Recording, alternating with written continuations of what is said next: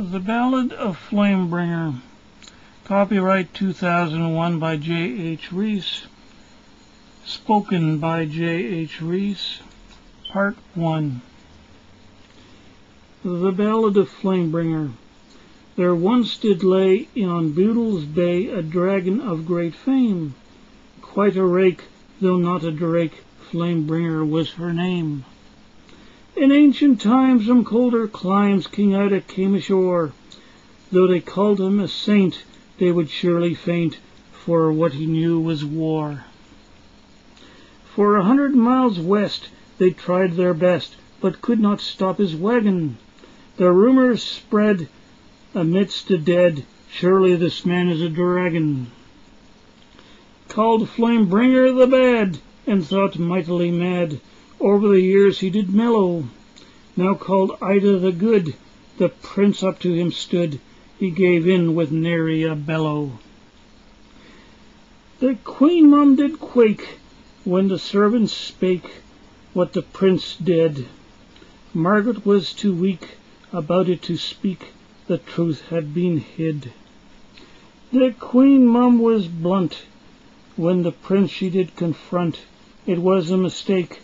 The prince had power. He made her cower, then swung his stake. Ida held a cream when he heard the scream and felt the body fall. He rushed outside, wished he could hide at what lay beside the wall. Ida gave up, took to the cup. The prince seized power. Then came the witch. She was a switch and claimed a tower. There was a marriage with a royal carriage. Ida had a new wife. She cleaned him up, smashed a cup, and gave him life. The witch to Margaret came, saw her shame, in her stepdaughter took interest. Although she was bad and slightly mad, she never could tolerate incest. 'Twas no time to be shocked. The prince was uncocked. She gave him a sly grin, jigged on the floor, backed out the door, rushed for a tonic and gin. The next night, by candlelight, the witch read her spell. In the dungeon beside the cauldron, she raised her uncle from hell. There was a flame, in he came, the prince is a cur. I need a favor to be her savior. I will change her. In the prince he came. Margaret blushed in shame. She lay on the bed. He cracked a grin, exposed his fin. Margaret her skin she shed. She grew a snout, her tail pushed out, her skin went scaly.